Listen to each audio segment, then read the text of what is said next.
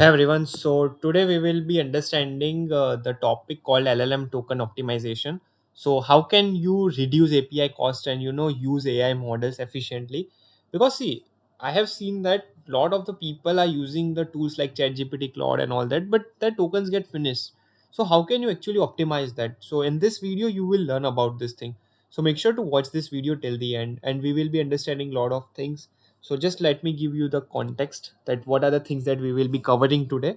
So first of all, a complete roadmap from foundation concept to actionable cost saving strategies for every developers and product team working with LLM APIs. Okay, what we are covering today is what are first of all tokens, then how LLM pricing works, then the stateless problems, like why every follow up message is cost more than the last, then context window and accuracy, then three practical tips, and at the end we will be seeing we will be see best practices and what are the takeaways that you have to take from this video. So make sure to watch this video till the end because you will know, like you will learn that how can you actually use your token and how can you optimize that. So without wasting time, let's go ahead.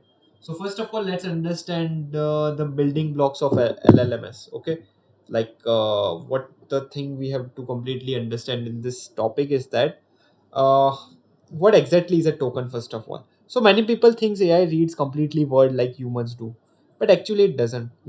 Before processing anything, the AI converts all information into small piece called tokens, and a token can be a complete word, half a word maybe, or a punctuation mark, or just even a space also. So just for example, hello maybe one token, and OpenAI maybe another token. Okay, OpenAI maybe another two tokens. So the longer sentence like "How are you today" may become five or six tokens also. Okay, so here's something important that you have to know is that it's not only text that get converted into tokens. No, everything you send to the AIs, including code, images, PDF, downloaded files, and system instruction, is converted into the token. So the more information you send to it, the more tokens are used. Okay, so this is all about the tokens. Okay, I hope you got the point. So at the end, if you want to like take one thing from this slide, then I can say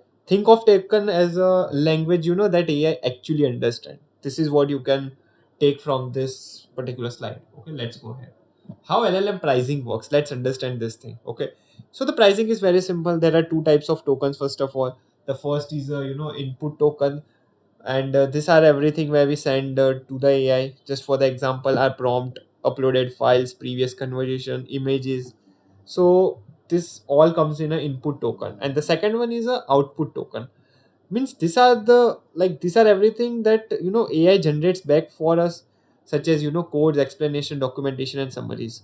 So the total API cost is simply, I can say, include like input tokens plus output tokens. Okay.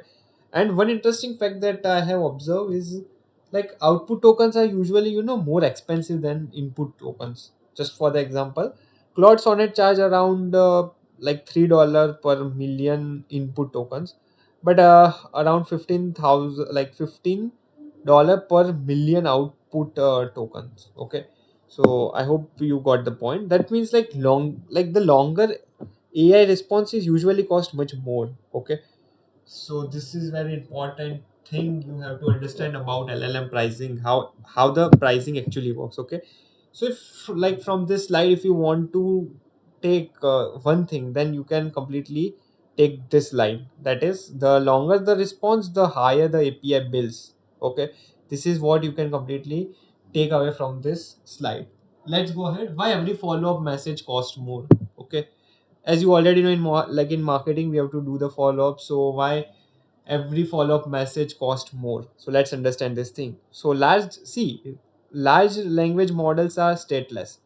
What do you mean by stateless? First of all, see, stateless means like AI does not remember previous conversation. Okay, every time you send a new message, so the AI starts from zero. So how does it like continue the conversation? So the application sends the entire previous conversation again. Let's understand with an example. Okay, just for you I'm giving this example to get the better clarity. Okay, yeah. So suppose your first message use, let's say, 3000 token. So when you send the second message, the AI doesn't process only the new question, it also processes the previous prompt and previous response again. And now the total becomes around 6,000 tokens. So when you send the third message, it processes everything from message 1, message 2, and message 3 also. So at the end it becomes 9,000 tokens. So every new message becomes more expensive than the last one. This is all about the follow up message, why it costing more. Okay, now one takeaway you have to take from this is AI doesn't remember your chat, your application remind it every single time. Okay, your application will remind it. So I hope you got the point. Let's go ahead now let's talk about long conversation, a double threat to cost and quality. Okay, so see, there are two major problems. The first problem is higher cost. Since every conversation is proceeding again and again, tokens usage keeps increasing. Okay, and the second problem is lower accuracy. So obviously, as the conversation become larger, the AI receives more and more informations, and some of the information may no longer be relevant. Okay, this also will happen.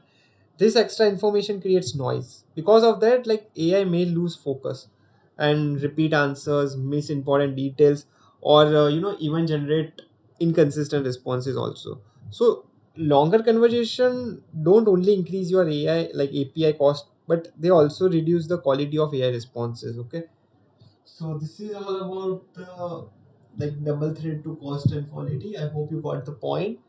Now, one takeaway from this particular slide is that more context isn't always better.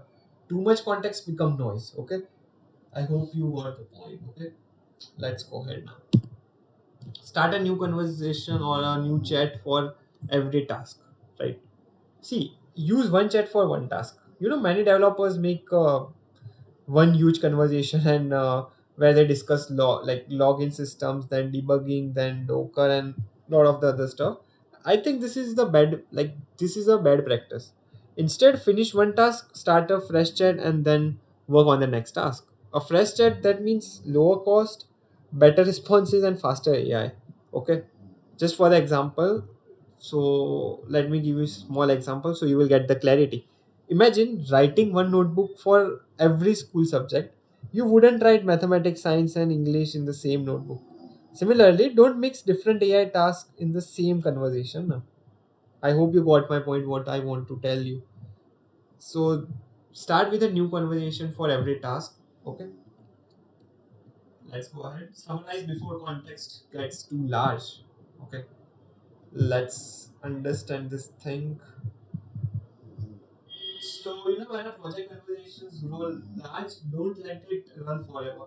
Summarize the key decision and code state, then start fresh with the summary as your new context. Okay. So I think this is also I have already covered, but still let me give you the brief also. So see, in this situation, instead of continuing forever, like summarizing the conversation, create a short summary containing the architecture, then important decision, current file structure, and pending task, and then start a fresh conversation using only that summary. This keeps the context, small while preserving important information. So I think a good practice is to summarize when your context reaches around 50% instead of waiting until it becomes the full. This is what I think. Okay.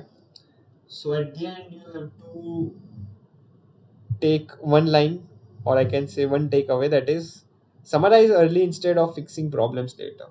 Okay. This is what you have to take from this slide. Okay. Now let's go ahead. I hope you are getting the things. I see. My main motive was to make the things easier for you. Okay. Yeah. Choose the right model for each task. Right.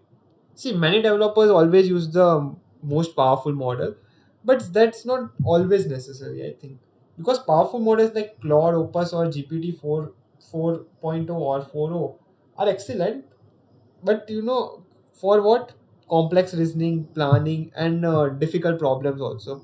But for simpler tasks like documentation, refactoring, debugging, or writing unit tests, lighter models like Claude Sonnet or GPT 4 Mini are much cheaper and faster also, right? So the smart workflow is simple. First, use a powerful model to design the solution. Okay. Then switch to a lighter weight model to generate the code and documentation. This gives almost the same quality while significantly reducing the cost. Okay. This is all about choosing the right model for each task, because see, every task has a different model, so you have to use it according to your use case. Okay.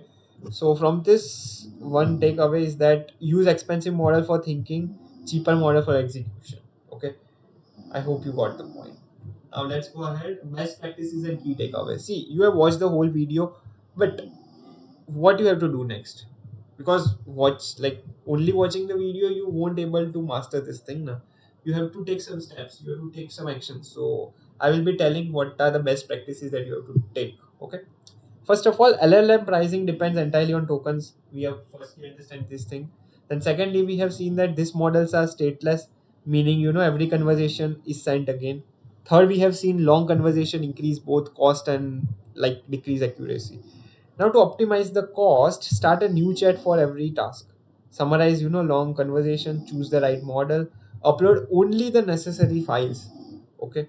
And continuously monitor your content size. So if you follow these habits now, you will definitely reduce API cost and gets faster response, and you improve AI performance, right? So this is all about the best practices and key takeaways. So the cheapest AI call isn't made by using a cheaper model; it's made by sending fewer and smaller tokens. Okay. So I hope you got the point and you get some value. So thank you so much for watching this whole video. I hope this session or this videos help you to understand how to use AI model more efficiently. Okay.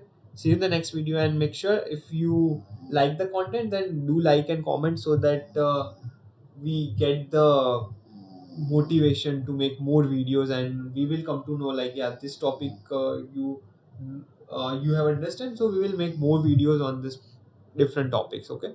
So you can comment your opinion, and which type of videos do you want, you can completely tell. Okay. Yeah, see you in the next video. If you have any question or any doubt, feel free to ask in the comment section below. I will answer you as soon as I can. Thank you for watching. Bye and have a nice day.